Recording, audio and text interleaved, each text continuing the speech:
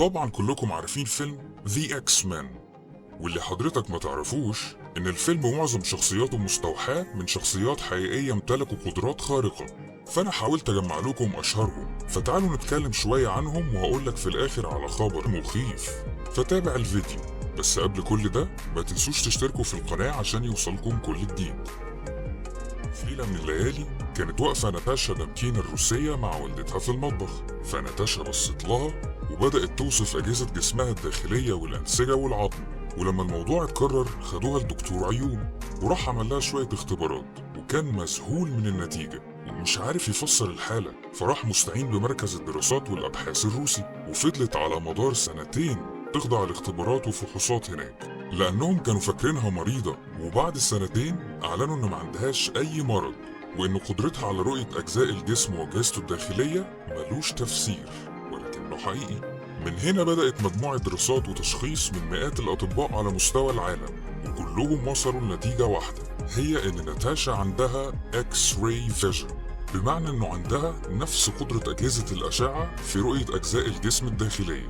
الفرنسي مايكل لوتيتو كان يمتلك معدة تقدر تهضم أي حاجة، ولما أقول أي حاجة فده يشمل الورق، المطاط، لحد المعادن بجميع أنواعها. وعشان أنا حاسك لسه مش منبهر معايا، فالسيد مايكل أكل 12 عربية تسوق و20 دراجة و18 جهاز تلفزيون و8 جنوط عربية بس كده. ولما قرر يدخل موسوعة جينيس أكل طيارة كاملة، وأخدت منه سنتين عشان يكون أكلها كلها بصواملها ومقصورتها بكراسيها. سنة 1846 بنت فرنسية عندها 14 سنة اسمها أنجيليك كوتين كانت بتلعب مع صاحبتها، وفجأة لقوها بتبص لساعة الحيطة والساعة بتتهز بصورة مش طبيعية، وكانت كل ما تيجي تقرب من أي كرسي الكرسي يتحرك بعيد عنها وكأن حد بيزق. وأهلها عرضوها على الأخصائيين واكتشفوا إن عندها قدرة فائقة لتحريك الأشياء عن بعد. وفي كمان الماليزي لو ثو، واللي عنده طبيعة عجيبة، وهي إنه حرفيا عبارة عن مغناطيس كبير متحرك، بمعنى إن بمجرد ما بيقرب بجسمه من أي معدن بيلزق فيه، لدرجة إنه جرى عربية بجسمه بس وتم تسجيله في جينيس ريكورد باسم الرجل المغناطيسي. وعندك الماكينة الألمانية تيم هوف، والمسمى برجل التلج، وده لأنه ما بيحسش بالبرد خالص، وعلشان يتأكدوا حطوه في حوض مليان بالتلج في درجة حرارة -20 عشان يفاجئ الكل ويسجل أعلى فترة للقعاد في التلج وصلت لساعة و13 دقيقة.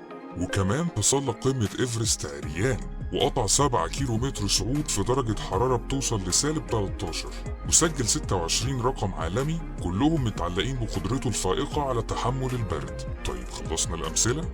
تعال أقولك على خبر من سنة 1984، وفي مجموعة من العلماء الكبار عملوا مشروع اسمه جينوم بروجكت، وده عبارة عن دراسة تسلسل الجينات الكامل لجميع الكائنات الحية سواء حيوان أو نبات أو إنسان، وده بغرض التحكم في التسلسل ده لشيل صفات معينة أو إضافة غيرها.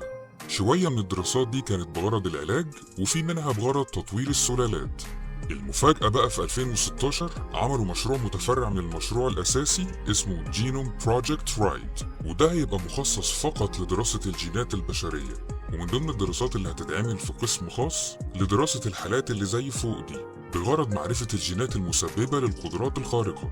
والهدف هو إيجاد نموذج بشري فيه كل الصفات الجينية النادرة أو حتى جزء منها. والخلاصة إن الموضوع ما بقاش بعيد إطلاقا، يعني ممكن بعد 50 سنة من دلوقتي تشوف ماجنيتو أو لوجان ماشيين جنبك في الشارع. قولنا في التعليقات، هل كنت تتخيل إن الشخصيات دي حقيقية؟ لا تنسوا الإعجاب بالفيديو والاشتراك بالقناة وتفعيل زر الجرس ليصلكم كل جديد.